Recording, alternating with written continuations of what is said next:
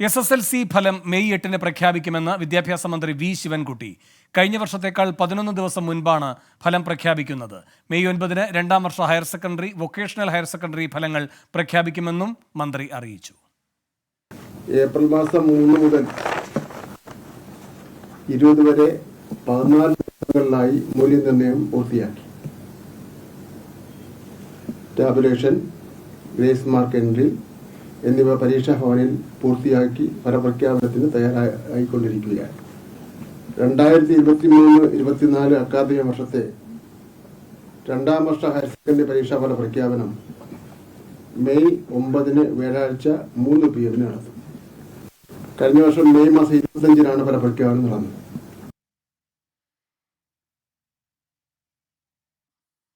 അഖിൽ ഷാ അൻസാർ തിരുവനന്തപുരത്ത് നിന്ന് കൂടുതൽ വിവരങ്ങളുമായി ചേരുന്നു. അഖിൽ ഷാ, എന്തൊക്കെയാണ് വിദ്യാഭ്യാസ മന്ത്രി പറഞ്ഞത്?